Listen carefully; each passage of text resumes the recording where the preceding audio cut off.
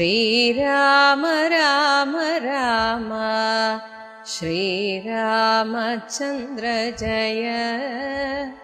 ശ്രീരാമ രാമ രാമ ശ്രീരാമഭദ്ര ജയ. ശ്രീരാമ രാമ രാമ സീതാഭിരാമ രാമ. ശ്രീരാമ രാമ രാമ ലോകാഭിരാമ ജയ. മായ കൊണ്ടല്ലോ വിശ്വമുണ്ടെന്നു തോന്നിക്കുന്നു, രജ്ജുഖണ്ഡത്തിങ്കലെ പന്നകബുദ്ധി പോലെ.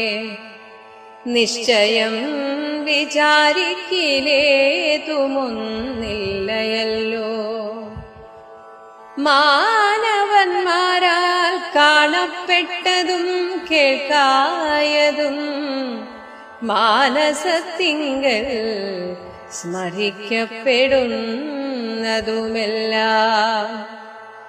സ്വപ്നസന്നിഭം വിചാരിക്കില്ലാതൊന്നല്ലോ, വിഭ്രമം കളഞ്ഞാലും വികൽപ്പമുണ്ടാകേണ്ട.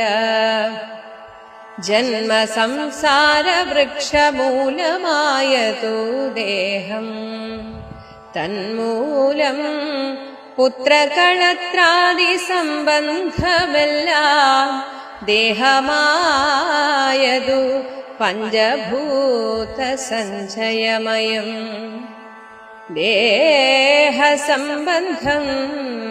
മായാവൈഭവം വിചാരിച്ചാൽ.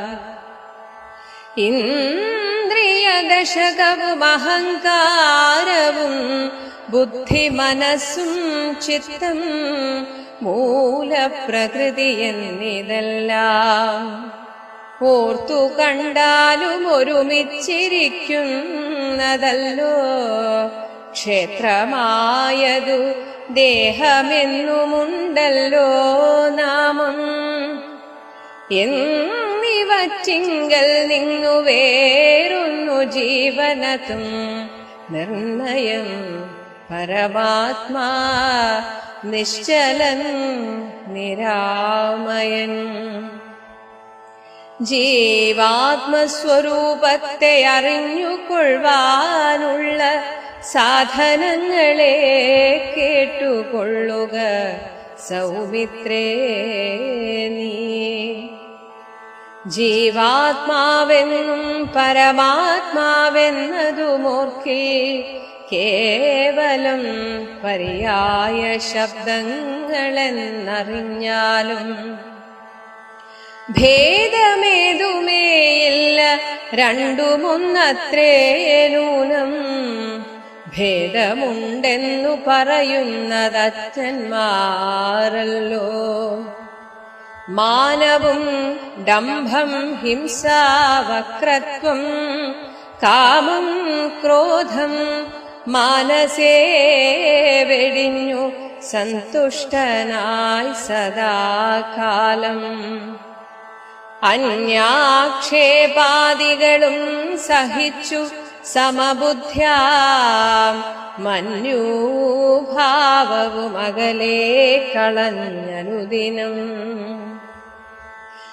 ഭക്തി കൈക്കൊണ്ടു ഗുരുസേവയും ചെയ്തു നിജചിത്തശുദ്ധിയും ദേഹശുദ്ധിയും ചെയ്തുകൊണ്ടു നിത്യവും സത്കർമ്മങ്ങൾക്കിളക്കം വരുത്താതെ സത്യത്തെ സമാശ്രയിച്ചാനന്ദ സ്വരൂപനായി മാനസവചനദേഹങ്ങളെ അടക്കി തന്മാനസേ വിഷയസൗഖ്യങ്ങളെ ചിന്തിക്കാതെ ജനനജരാമരണങ്ങളെ ചിന്തിച്ചുള്ളിൽ അനഹങ്കാരത്വേന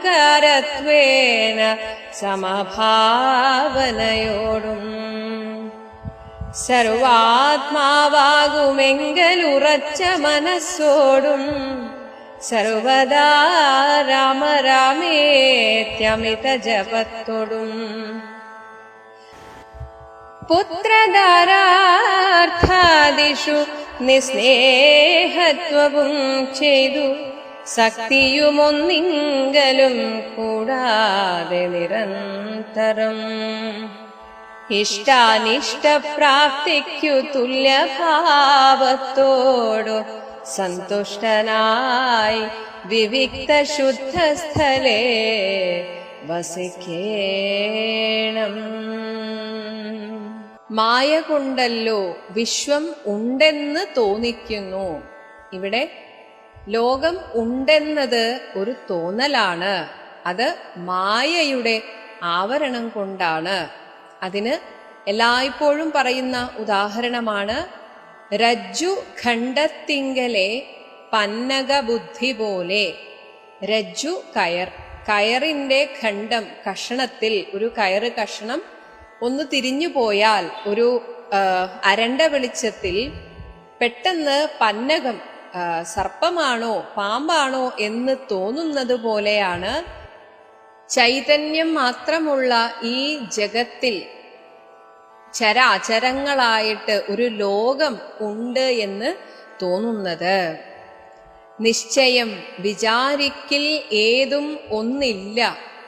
യഥാർത്ഥത്തിൽ സ്വപ്നത്തിൽ ഉണർന്നവന് ഇവിടെ താൻ കണ്ടതൊക്കെ വെറും സ്വപ്നമായിരുന്നു എന്നതുപോലെ ആ മായയിൽ നിന്ന് ഉണർന്നവന് മാത്രമേ ഇവിടെ യഥാർത്ഥത്തിൽ അങ്ങനെ ഒരു ലോകമേ ഇല്ല എന്ന് മനസ്സിലാവുകയുള്ളൂ. മാനവന്മാരാൽ കാണപ്പെട്ടതും കേൾക്കായതും അവർ കാണുന്നതും കേൾക്കുന്നതുമൊക്കെ ഒപ്പം മാനസത്തിങ്കൽ സ്മരിക്കപ്പെടുന്നതുമെല്ലാം സ്വപ്നസന്നിഭം, ഒരു സ്വപ്നം കാണുന്നത് പോലെയാണ്. വിചാരിക്കിലില്ലാതൊന്നല്ലോ, ഇല്ലാത്ത ഒന്നിനെ നമ്മളായിട്ട് സങ്കല്പിച്ച് ഉണ്ടാക്കുകയാണ്. വിഭ്രമം കളഞ്ഞാലും വികൽപ്പം ഉണ്ടാകേണ്ട. അതുകൊണ്ട് ഉള്ളിൽ നിന്ന് ഈ രണ്ട് എന്ന ചിന്ത ഇല്ലാതാക്കുക, വികൽപ്പം ഉണ്ടാകേണ്ട. ജന്മസംസാര വൃക്ഷമൂലമായത് ദേഹം.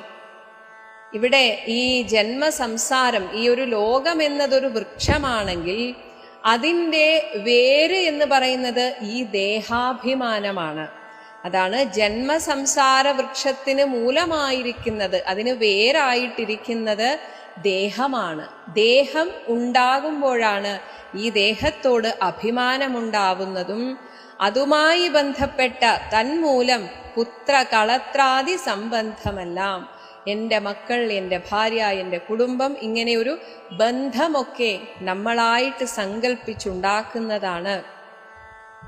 ദേഹമായത് പഞ്ചഭൂത സഞ്ചയമയം. ഈ ദേഹം എന്നത് പഞ്ചഭൂതങ്ങളുടെ ഒരു സമ്മേളനമാണ്. ദേഹസംബന്ധം മായാവൈഭവം വിചാരിച്ചാൽ ഈ ദേഹത്തോടുള്ള നമ്മുടെ ഈ ഒരു സംബന്ധം അതൊക്കെ ഈ മായയിൽപ്പെട്ട് നമുക്ക് തോന്നുന്നതാണ്. ഇന്ദ്രിയ ദശകവും അഹങ്കാരവും ബുദ്ധി, മനസ്സ്, ചിത്തം ഇവയൊക്കെ മൂലപ്രകൃതി എന്നിതെല്ലാം. ഇന്ദ്രിയ ദശകം 10 ഇന്ദ്രിയങ്ങൾ, കർമ്മേന്ദ്രിയങ്ങൾ 5 കർമ്മേന്ദ്രിയങ്ങളും 5 ജ്ഞാനേന്ദ്രിയങ്ങളും, അഹങ്കാരം, ബുദ്ധി, മനസ്സ്, ചിത്തം ഇവയെല്ലാം ചേർന്ന ആ അന്തഃകരണവും മൂലപ്രകൃതിയാണ്. ഇതൊക്കെ ആ മായയിൽ നിന്നുണ്ടായതാണ്. ഓർത്തു കണ്ടാലും ഒരുമിച്ചിരിക്കുന്നതല്ലോ. ഇതൊക്കെ ഒരുമിച്ച് അങ്ങനെ ഒന്നിൽ സമ്മേളിക്കുമ്പോഴാണ് ഓർത്തു കണ്ടാൽ, അത് നമ്മൾ ചിന്തിക്കുകയാണെങ്കിൽ ഇതിനെ ക്ഷേത്രം എന്ന് പറയാം. അതായത് ഇതെല്ലാം ചേർന്നിട്ടുള്ള ഒരു സങ്കലനമാണ് ക്ഷേത്രമായത്. ദേഹമെന്നുമുണ്ടല്ലോ നാമം. ഈ ദേഹത്തിനെ തന്നെയാണ് ക്ഷേത്രം എന്ന് വിളിക്കുന്നത്. ഈ മൂലപ്രകൃതിയിൽ നിന്നുണ്ടായ 10 ഇന്ദ്രിയങ്ങളും അന്തഃകരണവും പഞ്ചഭൂതങ്ങൾ ചേർന്ന ഈ ഒരു ശരീരവും എല്ലാം കൂടെ ചേർന്നതാണ് ഈ ദേഹം. എന്നിവറ്റിങ്കൽ നിന്ന് വേറൊന്ന് ജീവനതും. എന്നാൽ ഈ നിശ്ചലമായിട്ടുള്ള ജഡമായിട്ടുള്ള ഈ ദേഹത്തെ നിലനിർത്തുന്നത് അതിൽ നിന്നും ഭിന്നനായിട്ടുള്ള, അതുമായി യാതൊരു ബന്ധവുമില്ലാത്ത ജീവനാണ്. നിർണയം പരമാത്മാ നിശ്ചലൻ നിരാമയൻ. നിശ്ചലൻ എന്നാൽ അവിടെ ജഡം എന്നല്ല, ചലിപ്പിക്കുന്ന ശക്തി എപ്പോഴും അവിടെ നിശ്ചലമായിട്ട് ഇരിക്കും. എന്നാൽ ചൈതന്യവത്താണ്. നിരാമയൻ, ജീവാത്മസ്വരൂപത്തെ അറിഞ്ഞുകൊള്ളുവാനുള്ള സാധനങ്ങളെ കേട്ടുകൊള്ളുക സൗമിത്രേ. ഇനി ജീവാത്മാവിനെ കുറിച്ച് പറയാം. ജീവാത്മാവെന്നും പരമാത്മാവെന്നതും ഓർക്കിൽ കേവലം പര്യായ ശബ്ദങ്ങളെന്നറിഞ്ഞാലും ഇത് രണ്ടും രണ്ടല്ല. ഒന്ന് ബിംബമാണെങ്കിൽ മറ്റൊന്ന് പ്രതിബിംബം. ഇനി അല്ലെങ്കിൽ ഇത് പര്യായ പദങ്ങളാണ്. രണ്ടും ഒരേ ശക്തിയുടെ ഒരേ ചൈതന്യത്തിന്റെ രണ്ട് പേരുകൾ. ഒന്ന് സമഷ്ടിയിൽ, അതായത് ആ ഒരു ടോട്ടാലിറ്റി, മറ്റൊന്ന് വെഷ്ടി, ഓരോ വ്യക്തിഗതമായിട്ട്. ഇത് മാത്രമാണ് വ്യത്യാസം. ഭേദം ഏതുമേയില്ല, രണ്ടും ഒന്നത്രേ നൂനം. ഭേദമുണ്ടെന്ന് പറയുന്നത് അജ്ഞന്മാരല്ലോ, അവരാണ് ഇതിന് ഭേദമുണ്ട് എന്നൊക്കെ പറയുന്നത്. ഇനി മാനവും ഡംഭം, ഹിംസ, വക്രത്വം, കാമം, ക്രോധം, എന്തുകൊണ്ടാണ് നമുക്ക് ഈ ഈശ്വരനെ, നമ്മുടെ ഉള്ളിലുള്ള ഈശ്വരനെ അറിയാതെ പോകുന്നത്? ഇതൊക്കെ നമ്മുടെ ഉള്ളിൽ ഉള്ളത് കൊണ്ടാണ്. അഭിമാനബോധം, അതും ഈ ദേഹം ഉള്ളത് കൊണ്ടാണ്. ഞാൻ ഒരു വ്യക്തി എന്ന അഭിമാനബോധം. ഇനി ഡംഭം, ഞാൻ എല്ലാ ഗുണഗണങ്ങളും തികഞ്ഞവനാണ് എന്ന ആ ഒരു കപടമായ ധാർമ്മിക ബോധമാണ് ഡംഭം. ഹിംസ, മറ്റുള്ളവരെ വാക്കുകൊണ്ടോ പ്രവൃത്തി കൊണ്ടോ വേദനിപ്പിക്കുന്നത് ഹിംസ. വക്രത്വം, അതായത് നേരെ കാര്യങ്ങൾ പറയാതെ ഒരു കാര്യവുമില്ലാതെയൊക്കെ കളവ് പറയുക, കാര്യങ്ങൾ വളച്ചു കെട്ടി പറയുക, ഇങ്ങനെയൊക്കെയുള്ള ഒരു സ്വഭാവം ഒരിക്കലും നല്ലതല്ല. അതാണ് വക്രത്വം. കാമം, എത്രയൊക്കെ അനുഭവിച്ചാലും തീരാത്ത ആഗ്രഹങ്ങൾ. ഇനി അതിൻ്റെ ബാക്കി പത്രമായി വരുന്ന ക്രോധം. ഇതൊക്കെ മാനസേ വെടിഞ്ഞ് സന്തുഷ്ടനായി സദാകാലം. ഇതൊക്കെ മനസ്സിൽ നിന്ന് പോകുമ്പോൾ തന്നെ സന്തോഷം അത് സ്വാഭാവികമായി വന്നു ചേരും. ഒപ്പം അന്യ ആക്ഷേപാദികളും. ഈ ലോകത്ത് നമ്മളിനി എങ്ങനെ നന്നായി ജീവിച്ചാലും അങ്ങനെയുള്ളവരെയും ആക്ഷേപിക്കാൻ ഇവിടെ ആളുകൾ ഉണ്ടാകും. എന്നാൽ മറ്റുള്ളവരുടെ നല്ലത് കേൾക്കാനല്ല നമ്മൾ ഇവിടെ വന്നിരിക്കുന്നത് എന്ന ചിന്തയാൽ മറ്റുള്ളവർ എന്ത് പറഞ്ഞാലും അതിനെയൊക്കെ സഹിക്കുക എന്ന് വെച്ചാൽ അതിനെയൊന്നും ശ്രദ്ധിക്കാതിരിക്കുക. അങ്ങനെ സമബുദ്ധിയ മന്യൂഭാവവും, ഇവിടെ ആ ഒരു മാനഭാവം, ഞാൻ എന്ന ഭാവം വരുമ്പോഴാണ് ഈ ആക്ഷേപങ്ങളൊക്കെ വലിയ ബുദ്ധിമുട്ടായിട്ട് തോന്നുന്നത്. ആ ഒരു ഈഗോ ഉള്ളിലുണ്ടാകുമ്പോഴാണ്. അതിനെ കളഞ്ഞാൽ പിന്നെ ഇതൊന്നും നമ്മെ ബാധിക്കില്ല. അങ്ങനെ അതിനെയൊക്കെ അകലെ കളഞ്ഞ് അനുദിനം ഭക്തി കൈക്കൊണ്ട് ഗുരുസേവയും ചെയ്ത്. എന്തിനാണ് നമുക്ക് ഈ മനുഷ്യജന്മം? നമ്മെ തന്നെ ശുദ്ധീകരിക്കാനാണ്.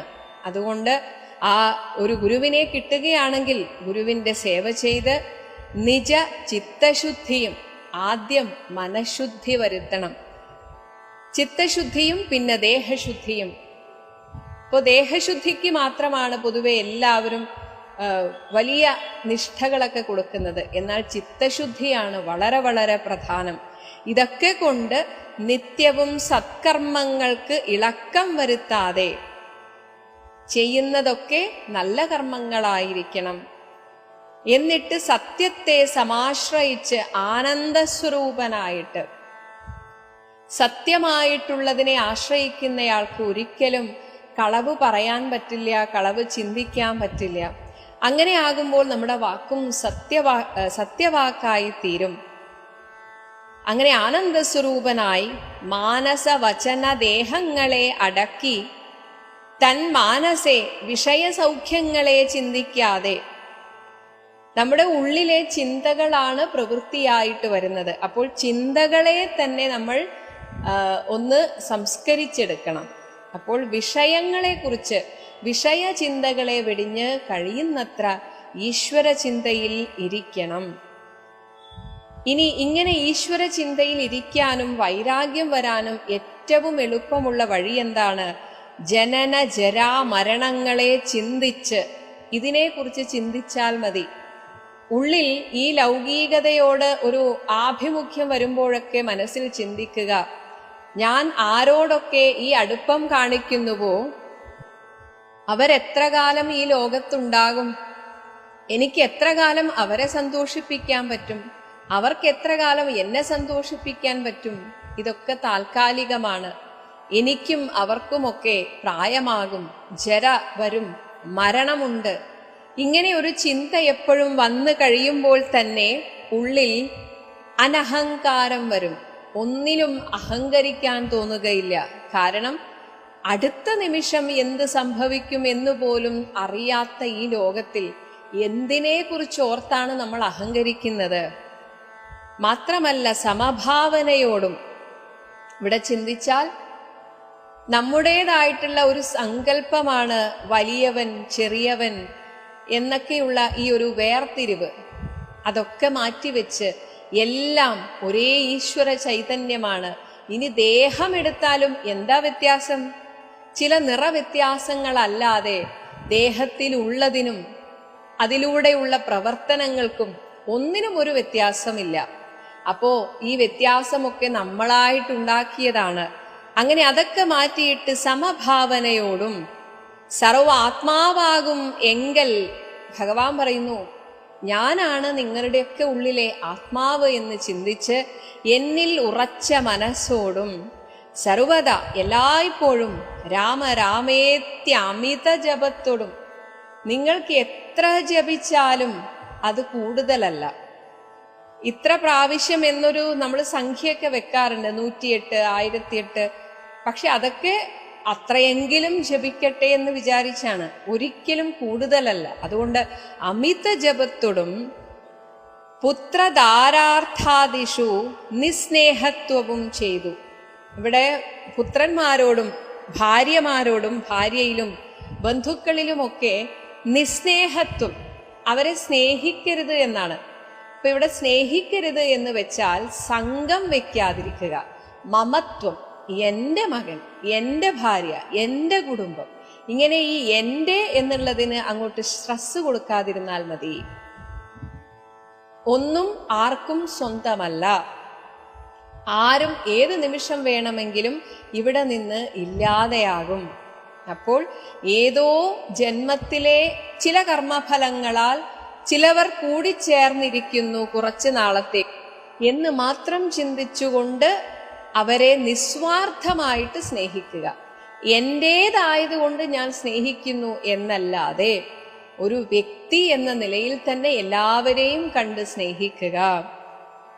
ശക്തിയും ഒന്നെങ്കിലും കൂടാതെ, അതാണ് ആ ശക്തി, ആസക്തിയാണ് നമ്മൾ ഇല്ലാതാക്കേണ്ടത്. അല്ലാതെ അവരെ വെറുക്കുക എന്നല്ല അർത്ഥം.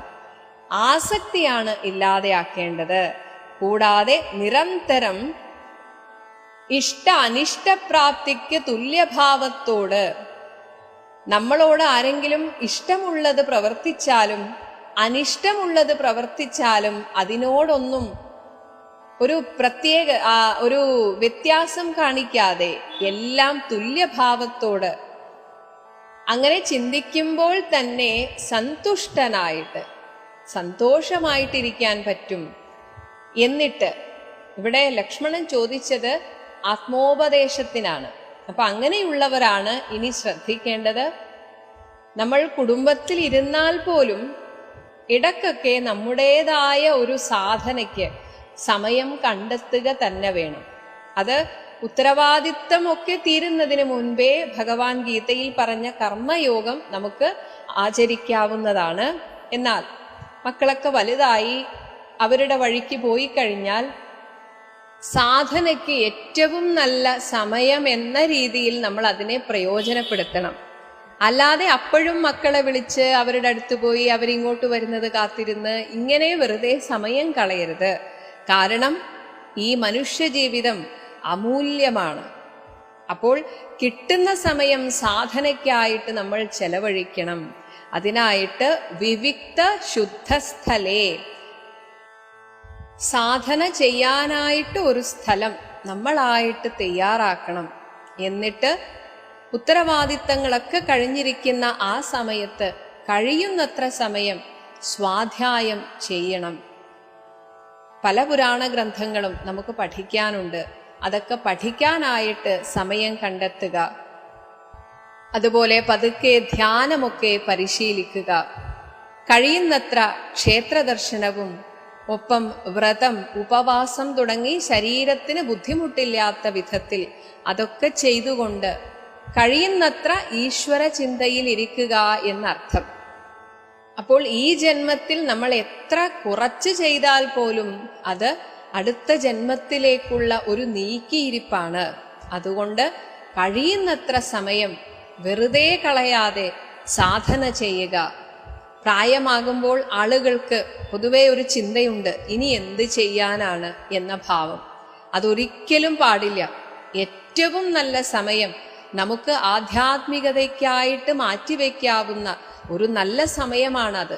അത് ആ രീതിയിൽ തന്നെ നമ്മൾ പ്രയോജനപ്പെടുത്തണം. അതിനായിട്ട് നമ്മുടെ ദിവസത്തിലെ കുറേ സമയം മാറ്റിവെക്കുക തന്നെ വേണം. ഇതിൻ്റെ കൂടെ മമത്വമില്ലാതെ, സംഘമില്ലാതെ മക്കളെയും മറ്റു ബന്ധുക്കളെയും ഒക്കെ നമുക്ക് സ്നേഹിക്കുകയും ചെയ്യാം. ഈ രീതിയിലാണ് നമ്മുടെ ജീവിതം മുന്നോട്ട് കൊണ്ടുപോകുന്നതെങ്കിൽ പ്രായമായി കഴിഞ്ഞാലും നമുക്ക് തന്നെ ഊർജ്ജസ്വലരായിട്ട് ജീവിക്കാം. ജീവിതത്തിൻ്റെ ആ മഹത്തായ ലക്ഷ്യത്തിനു വേണ്ടി പ്രവർത്തിക്കുന്നു എന്ന ആ ഒരു ചിന്ത തന്നെ നമുക്ക് എന്തെന്നില്ലാത്ത ഒരു സന്തോഷത്തെ തരികയും ചെയ്യും. പ്രാകൃത ജനങ്ങളുമായി വസിക്കരുതൊട്ടുമേകാന്തേ പരമാത്മജ്ഞാന തൽപരനായി വേദാന്തവാക്യാർത്ഥങ്ങൾ അവലോകനം ചെയ്തു വൈദിക കർമ്മങ്ങളും ആത്മനെ സമർപ്പിച്ച ജ്ഞാനവുമകതാരിലുറച്ചു ചമഞ്ഞിടും മനസ്സേ വികൽപ്പങ്ങളേതുമേയുണ്ടാകില്ല. ആത്മാവാകുന്നതെന്തെന്നുണ്ടോ കേളതുമെങ്കിൽ ആത്മാവല്ലല്ലോ ദേഹപ്രാണബുദ്ധ്യഹങ്കാരം മാനസാദികളൊന്നും ഇവറ്റിൽ നിന്നുമേലെ മാനമില്ലാതെ പരമാത്മാവു താനേ വേറെ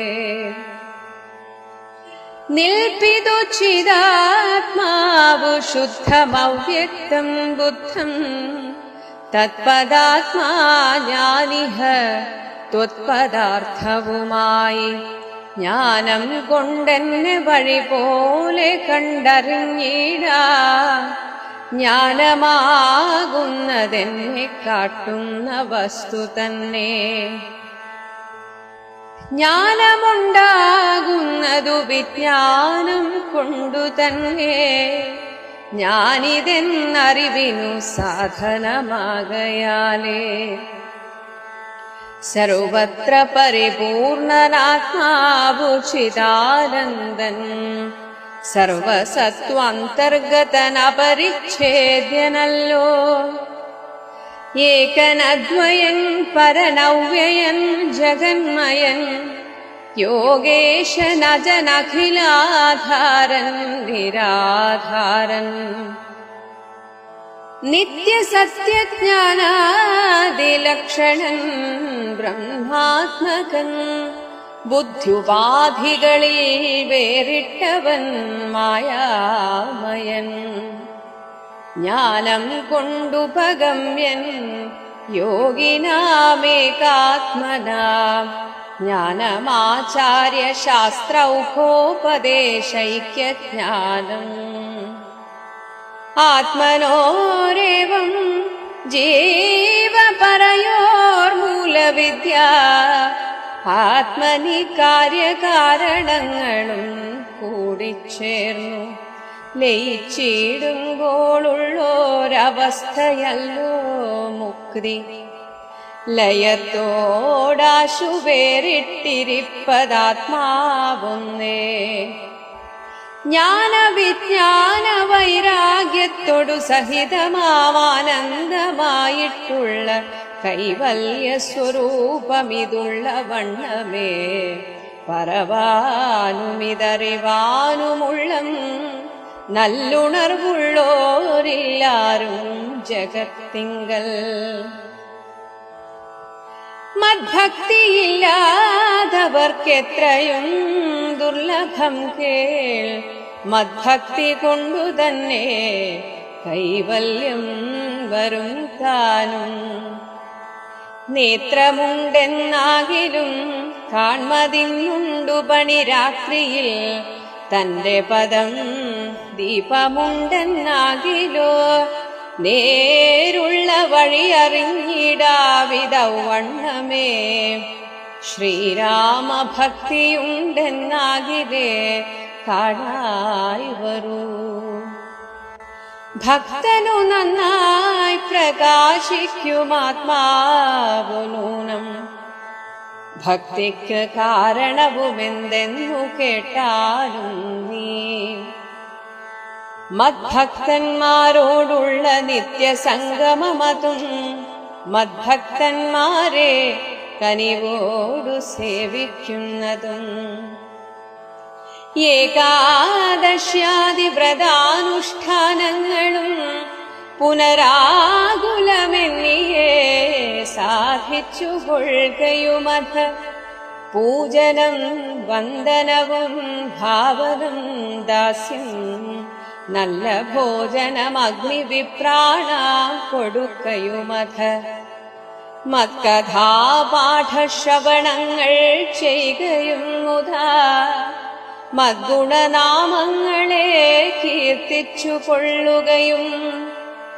സന്തതമിത്തമെങ്കൽ വർത്തിക്കും ജനങ്ങൾ, പുറന്തരം വരാതൊരു ഭക്തിയുമുണ്ടായി വരും. ഭക്തി വർദ്ധിച്ചാൽ പിന്നെ മറ്റൊന്നും വരേണ്ടതിൽ, ഉത്തമോത്തമന്മാരായുള്ളവർ അവരല്ലോ. ഭക്തിയുക്തന വിജ്ഞാനജ്ഞാന വൈരാഗ്യങ്ങൾ സദ്യ സംഭവിച്ചിടുമെന്നാൽ മുക്തിയും വരും. മുക്തിമാർഗം താവക പ്രശ്നാനുസാരവശാലുത്തമായിതു നിലക്കെന്നാലേ ധരിക്ക നീ. വക്തവ്യമല്ല നൂനമെത്രയും ഗുഹ്യം മമ, ഭക്തന്മാർക്കൊഴിഞ്ഞുപദേശിച്ചിടരുതല്ലോ. ഭക്തനെന്നാകിലവൻ ചോദിച്ചില്ലെന്നാകിലും, വക്തവ്യമവനോടു വിശ്വാസം വരികയാൽ. ഭക്തി വിശ്വാസ ശ്രദ്ധായുക്തനാമർത്യനിതു നിത്യമായി പാഠം ചെയ്കില ജ്ഞാനമകന്നുപോ. ഭക്തി സംയുക്തന്മാരാം യോഗീന്ദ്രന്മാർക്ക് നൂനം ഹസ്തസംസ്ഥിതയല്ലോ മുക്തിയെന്നറിഞ്ഞാലും. ലക്ഷ്മണന് മുക്തിമാർഗ ഉപദേശം കൊടുത്തുകൊണ്ടിരിക്കുന്നതാണ് നമ്മൾ കണ്ടത്. ആത്മജ്ഞാനം നേടുന്നവർക്ക് മാത്രമേ ജീവിതത്തിൽ എന്നും എക്കാലത്തും ഒരുപോലെ സന്തോഷമായി ജീവിക്കാൻ സാധിക്കുകയുള്ളൂ. അതുകൊണ്ട് അത്തരത്തിലുള്ളവർ പ്രാകൃത ജനങ്ങളുമായി വസിക്കരുത് ഒട്ടും. പ്രാകൃത ജനങ്ങൾ എന്നാൽ ഈ ലോക ജീവിതമാണ് സുഖം എന്ന് വിചാരിച്ച് ഈ ലോക ജീവിതത്തിൻ്റെ സുഖ സൗകര്യങ്ങൾ ഉണ്ടാക്കിയെടുക്കാൻ എന്തൊക്കെ ചെയ്യണം എന്ന രീതിയിൽ ചിന്തിക്കുന്ന, അതുകൊണ്ട് തന്നെ മനസ്സിനെ ശുദ്ധീകരിക്കാതെ മത്സരബുദ്ധിയോടുകൂടെ ഈ ലോകത്ത് ജീവിക്കണം, എന്നാലേ വിജയിക്കാൻ സാധിക്കുകയുള്ളൂ. ഇനി തന്നേക്കാൾ മറ്റൊരാൾ ഉയരുന്നത് കാണുമ്പോൾ അസൂയയോടെ നോക്കിക്കാണുക. തനിക്കെന്തെങ്കിലും നേട്ടം വരുമ്പോൾ അതിൽ മതം ഉണ്ടാവുക.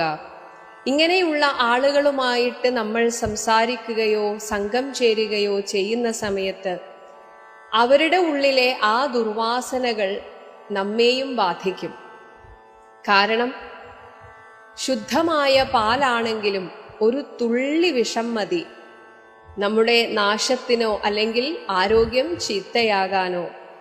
അതുകൊണ്ടാണ് ആത്മീയതയിലേക്ക് മുന്നേറണം എന്നാഗ്രഹിക്കുന്നവർ കഴിയുന്നതും ആദ്യ കാലഘട്ടത്തിലെങ്കിലും അവനവൻ്റേതായ ഒരു ലോകത്തിലേക്ക് ഒന്നൊതുങ്ങുന്നതാണ് ഏറ്റവും നല്ലത്. കാരണം ഈ ലോകത്തിലുള്ളവരോട് നമ്മൾ സംസാരിക്കുമ്പോൾ നമുക്കറിയാം അവർക്ക് പ്രധാനമായി പറയാനുള്ളത് 3 കാര്യങ്ങളാണ്. ഒന്ന് പരദൂഷണം, പിന്നൊന്ന് ആവലാദികൾ, പിന്നൊന്ന് ആകുലതകൾ. ഇതല്ലാതെ ഈ ലോകത്തിൽ ആർക്കും ഒന്നും പറയാനില്ല. നല്ല വർത്തമാനങ്ങൾ പറയുന്നവർ വളരെ കുറവാണ്.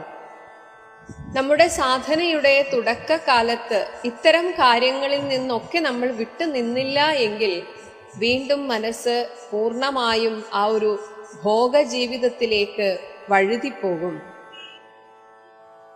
ഇതൊക്കെ തുടക്കത്തിൽ നമുക്ക് വളരെ ബുദ്ധിമുട്ടായിട്ട് തോന്നും.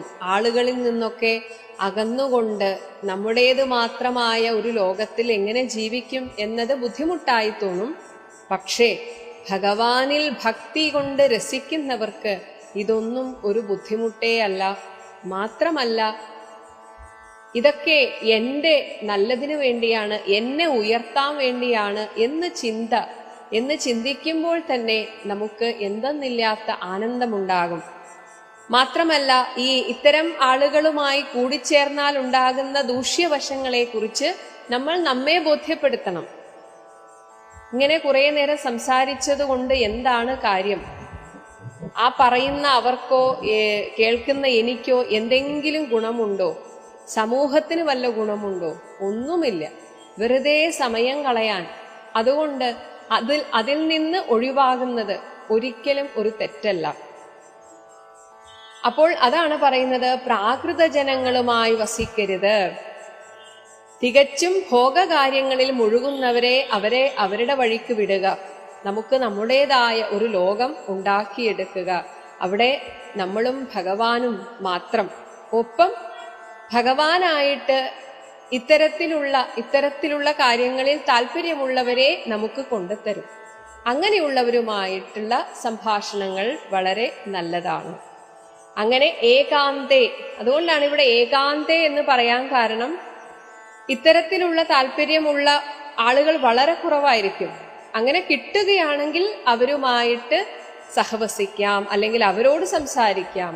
അല്ലാതെ അങ്ങനെ ആരെയും കിട്ടുന്നില്ല എങ്കിൽ ഏകാന്തമായിട്ട് അവനവന്റെ കാര്യം നോക്കി ജീവിക്കുക, അത്രയേ ഉള്ളൂ.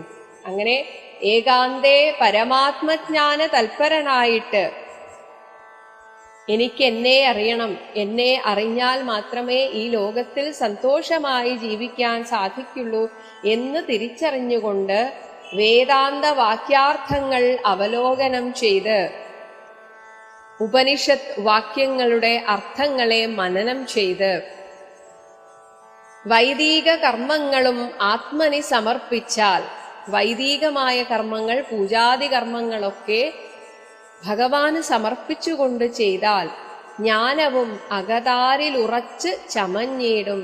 നമ്മുടെ ഉള്ളിൽ ആ ജ്ഞാനം ഉറച്ചു കിട്ടും എന്നാണ്. അങ്ങനെ ഉറച്ചു കിട്ടുമ്പോൾ മാനസേ വികൽപ്പങ്ങൾ ഏതും ഉണ്ടാകില്ല. വികൽപ്പം എന്നാൽ ഈ ഈശ്വരൻ വേറെ, ഞാൻ വേറെ എന്ന വികൽപ്പം, അത് ഉണ്ടാവുകയില്ല. ഇനി ആത്മാവ് എന്താണെന്ന് പറഞ്ഞു കൊടുക്കുന്നത് ആത്മാവ് എന്തല്ല എന്ന് പറഞ്ഞിട്ടാണ്. ആത്മാവാകുന്നത് എന്തെന്നുണ്ടോ കേൾ, അത് എങ്കിൽ അതുമെങ്കിൽ ആത്മാവല്ലല്ലോ ദേഹപ്രാണബുദ്ധി അഹങ്കാരം മാനസാദികളൊന്നും. അപ്പോൾ എന്താണ് ആത്മാവ് എന്നറിയാൻ ആത്മാവല്ല എന്നറിഞ്ഞാൽ മതി എന്നാണ്. അപ്പോൾ അതിനെയൊക്കെ തള്ളിക്കളഞ്ഞാൽ ബാക്കി എന്താണുള്ളത്? അതാണ് ആത്മാവ്. അപ്പോ ആത്മാവല്ലാത്തത് ദേഹം, അത് ആത്മാവല്ല, ഞാനല്ല അത്. പ്രാണൻ, ബുദ്ധി, അഹങ്കാരം, മനസ്സ്, ഇതൊന്നും തന്നെ ഞാനല്ല. ഞാൻ എന്ന ജീവൻ ഇതൊന്നുമല്ല.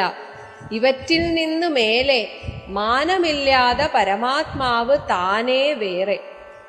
ഇവയോടൊന്നും ഒട്ടിക്കൂടാത്ത, പറ്റിക്കൂടാത്ത, മാനമില്ലാത്ത, അളന്ന് തിട്ടപ്പെടുത്താൻ സാധിക്കാത്ത പരമാത്മാവ് താനേ, അത് വേറെ തന്നെയാണ്.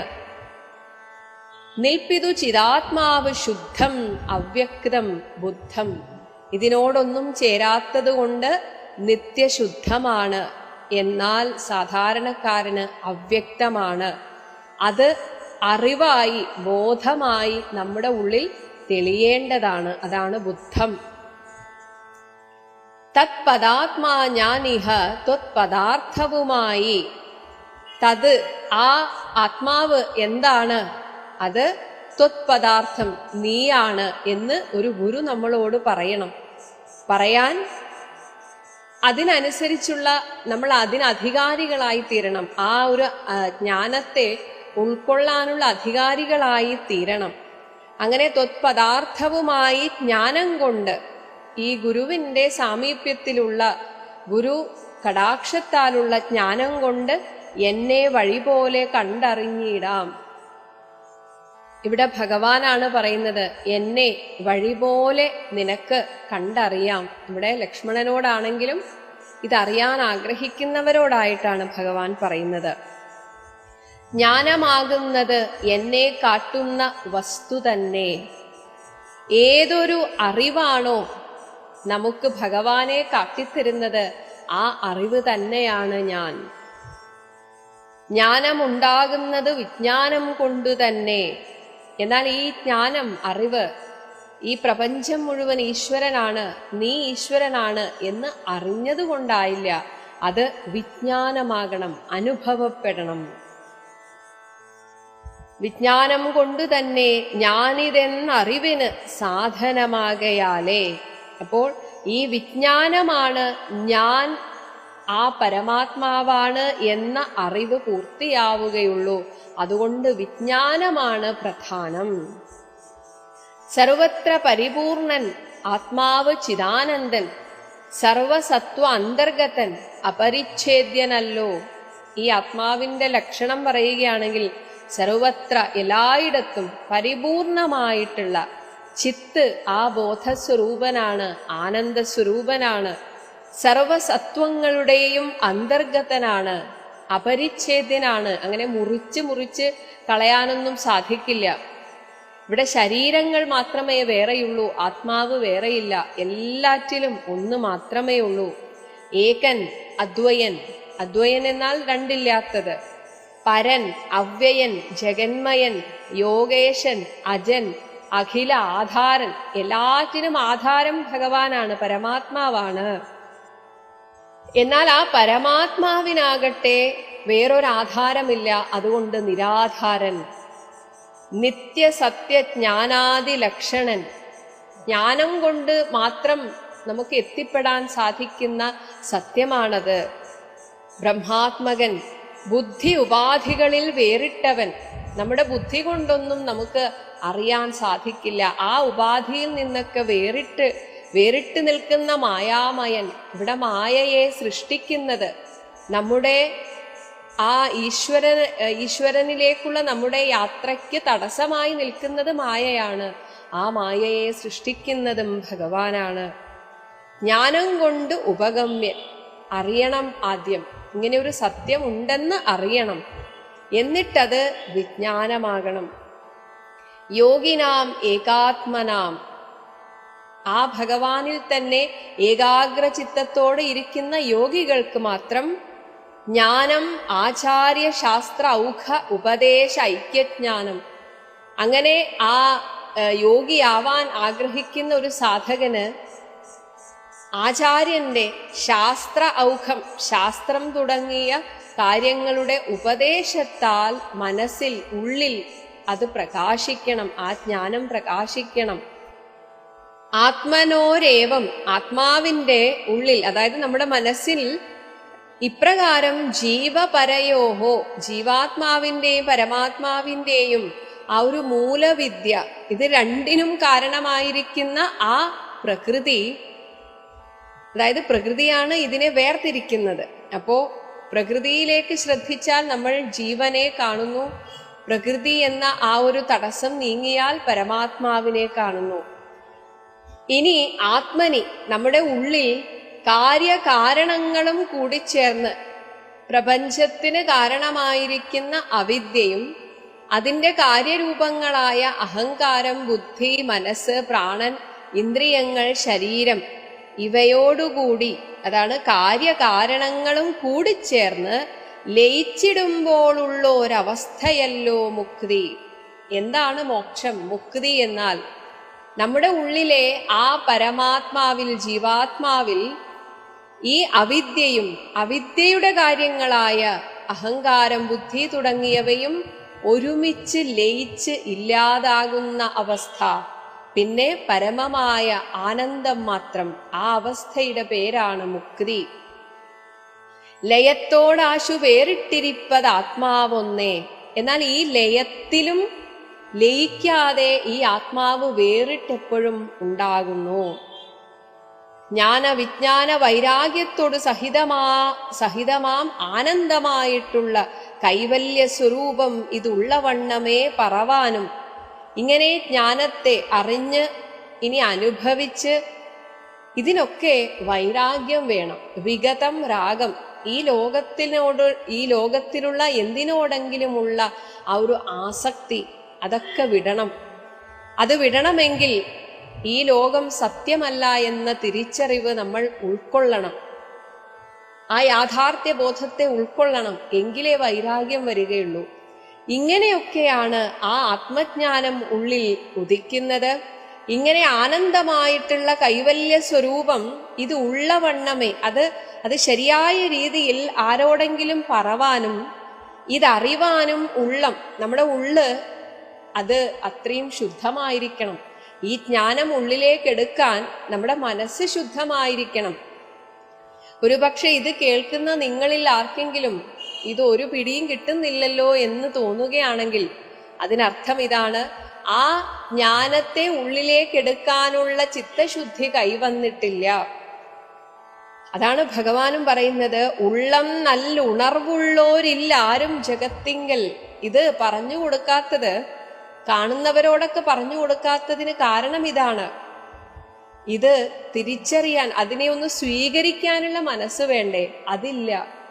കാരണം ചിത്തത്തിൽ അത്രയധികം അശുദ്ധിയുണ്ട്.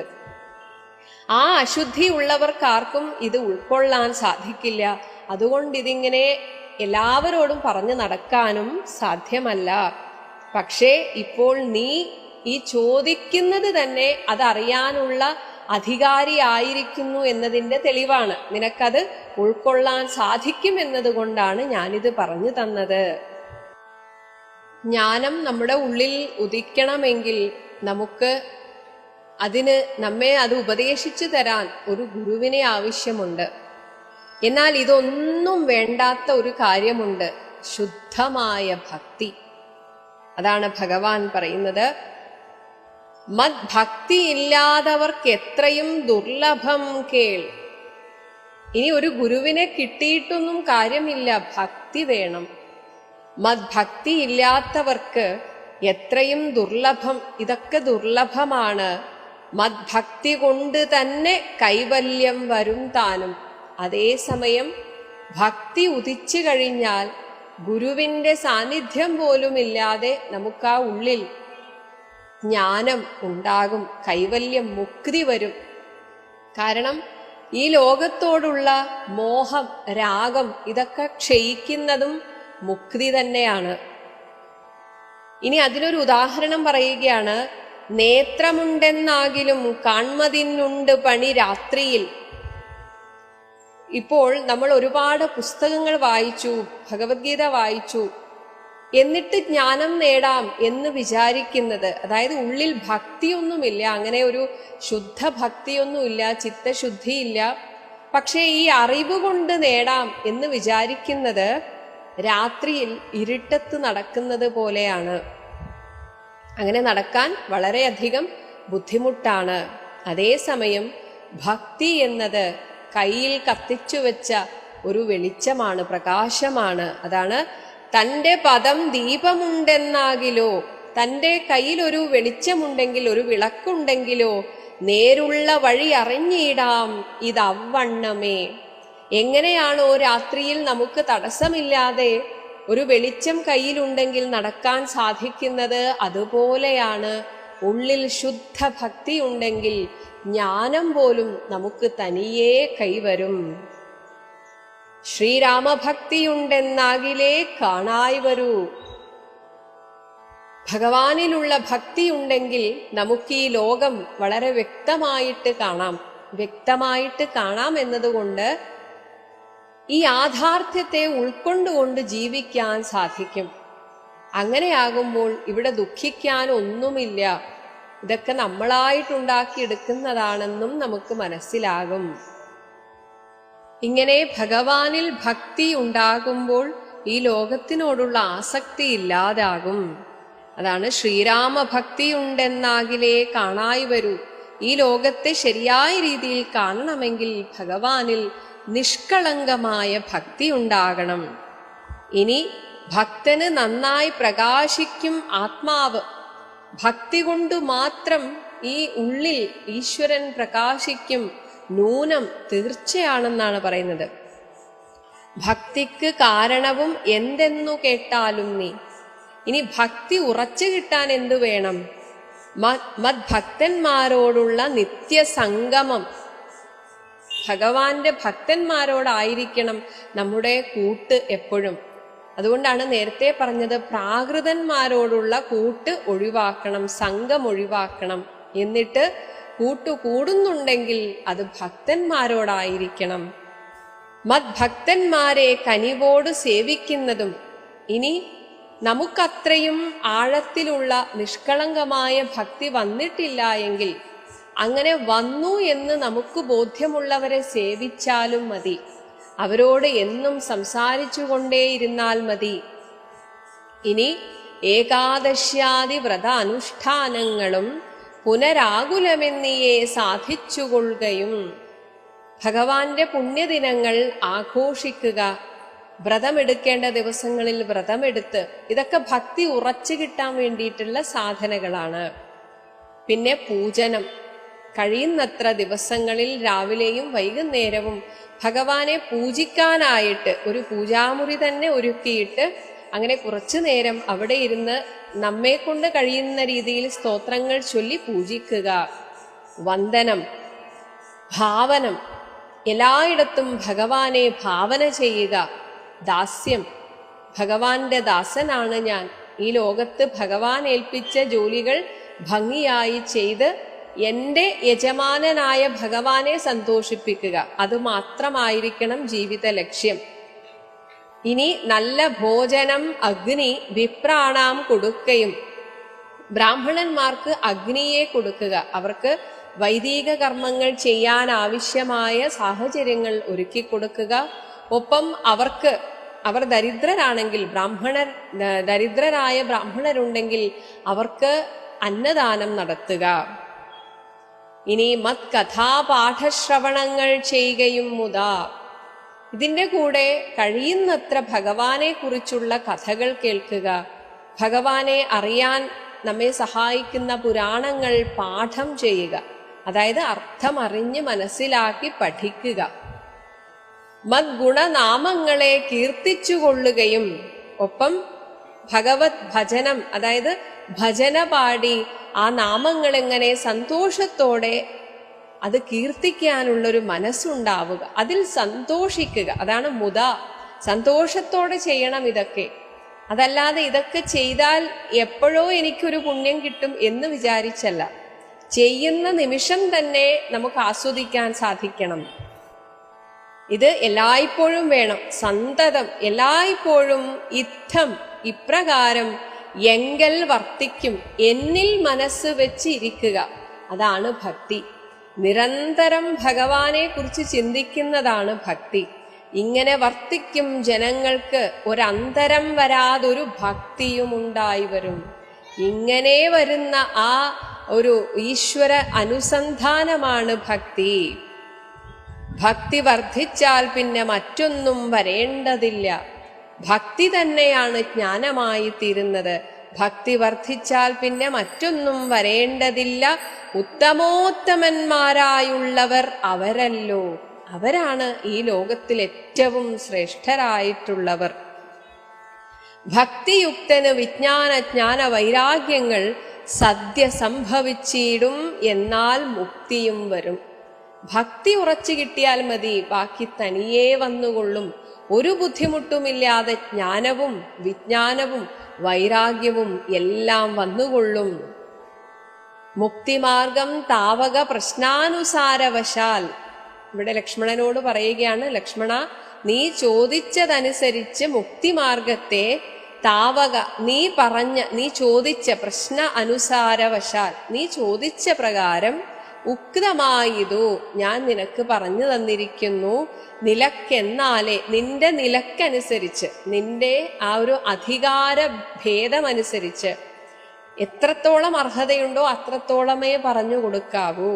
അങ്ങനെ നിനക്ക് ഞാൻ പറഞ്ഞു തന്നിരിക്കുന്നു. നിന്റെ നിലയനുസരിച്ച് നിനക്കിത് സ്വീകരിക്കാം. അതാണ് നിലക്കെന്നാലേ ധരിക്ക നീ. കാരണം ഇത് എല്ലാവരോടും പറഞ്ഞു കൊടുക്കരുത്. അതാണ് വക്തവ്യമല്ല. ആളും തരവും നോക്കി മാത്രമേ പറയാവുള്ളൂ. വക്തവ്യമല്ല നൂനം എത്രയും ഗുഹ്യം. ഇത് രഹസ്യമാണ്. രഹസ്യം എന്നാൽ പറഞ്ഞാൽ മനസ്സിലാകുന്നവരോട് മാത്രം പറയേണ്ടത്. മമ ഭക്തന്മാർ കൊഴിഞ്ഞു ഉപദേശിച്ചിടരുതല്ലോ. എന്നിൽ ഭക്തിയുള്ളവരോട് മാത്രമേ ഇത് ഉപദേശിക്കാവുള്ളൂ. ഇവിടെ ഭക്തി എന്നതുകൊണ്ട് ആ ഒരു ഭഗവാനിലുള്ള വിശ്വാസം തുടക്കമാണ്. എങ്കിൽ പോലും ഭഗവാനെ അറിയണം എന്ന് ആത്മാർത്ഥമായി ആഗ്രഹിക്കുന്നവർക്ക് ഇത് പറഞ്ഞു കൊടുക്കാം. ഭക്തന്മാർ കൊഴിഞ്ഞു ഉപദേശിച്ചിടരുതല്ലോ. ഭക്തൻ എന്നാകിൽ അവൻ ചോദിച്ചില്ലെന്നാകിലും വക്തവ്യം. എന്നാൽ നിങ്ങൾക്ക് മനസ്സിലാവുകയാണ് ഭഗവാനെ അറിയാൻ ആഗ്രഹിക്കുന്നയാളാണ് എങ്കിൽ അവൻ ഒരുപക്ഷെ ഇത്തരത്തിലുള്ള അറിവ് ഉണ്ട് എന്ന് പോലും അറിയില്ലായിരിക്കാം. അത്തരക്കാരോട് പറയണം, ഒട്ടും മടിക്കാതെ പറയണം. വക്തവ്യം അവനോട് വിശ്വാസം വരികയാൽ, അവനിൽ ഉള്ള വിശ്വാസം, അതായത് ഭഗവാന്റെ ഭക്തനാണ് എന്ന് നമുക്കുറപ്പ് വന്നാൽ അവരോട് പറയണം. ഭക്തി വിശ്വാസ ശ്രദ്ധായുക്തനാം മർത്യനിത്. ഭക്തിയും വിശ്വാസവും ശ്രദ്ധ എന്നാൽ അടിയുറച്ച വിശ്വാസം. ഇങ്ങനെയുള്ള മർത്യൻ ഇത് നിത്യമായി പാഠം ചെയ്യിൽ, ഈ ഒരു ഭാഗം മാത്രം പാഠം ചെയ്താൽ അജ്ഞാനമകന്നുപോകും. ഈ പാഠം ചെയ്യുക എന്നാൽ വെറുതെ വായിക്കുകയല്ല, അത് മനസ്സിലാക്കി ജീവിതത്തിൽ പകർത്തണം. അപ്പോഴേ ഇതൊക്കെ പുണ്യമായി തീരുള്ളൂ. എപ്പോഴും നമ്മൾ ചിന്തിക്കേണ്ട ഒരു കാര്യം ഇതാണ്. രാമായണം വായിച്ചാൽ പുണ്യം, ഭഗവത്ഗീത വായിച്ചാൽ പുണ്യം എന്നൊക്കെ പറയുന്നത് വെറുതെ പുണ്യമല്ല. ഈ ഒരു ചിന്ത ഉള്ളിൽ വന്ന് ആ ചിന്തയിലൂടെ കർമ്മങ്ങൾ നല്ലതായി തീരണം. നല്ല കർമ്മങ്ങളാണ് നല്ല ജന്മത്തിന് കാരണമായി തീരുന്നത്. അതാണ് പുണ്യമായി തീരുന്നത്. അല്ലാതെ കേട്ടതുകൊണ്ട് മാത്രം പുണ്യം എന്ന് പറയാൻ സാധിക്കില്ല. ഇനി ഭക്തി സംയുക്തന്മാരാം യോഗീന്ദ്രന്മാർക്ക് നൂനം ഹസ്തസംസ്ഥിതയല്ലോ മുക്തി എന്നറിഞ്ഞാലും. അപ്പൊ ഭക്തിയുള്ളവർക്ക്, അങ്ങനെയുള്ളവരെ ഭഗവാൻ യോഗീന്ദ്രന്മാർ എന്ന് തന്നെയാണ് വിളിക്കുന്നത്. അങ്ങനെയുള്ള യോഗീന്ദ്രന്മാർക്ക് നൂനം ഹസ്തസംസ്ഥിത, അവരുടെ ഉള്ളം കൈയിലാണ് മുക്തി എന്നറിഞ്ഞാലും നീ അറിഞ്ഞുകൊള്ളുക. അതുകൊണ്ട് നിഷ്കളങ്കമായ ഭക്തി വർദ്ധിപ്പിക്കാൻ എന്തൊക്കെ ചെയ്യാൻ സാധിക്കുമോ അതൊക്കെ ചെയ്യണം എന്ന് തന്നെയാണ് ഭഗവാന് പറയാനുള്ളത്. ഓം ശ്രീരാമചന്ദ്രായ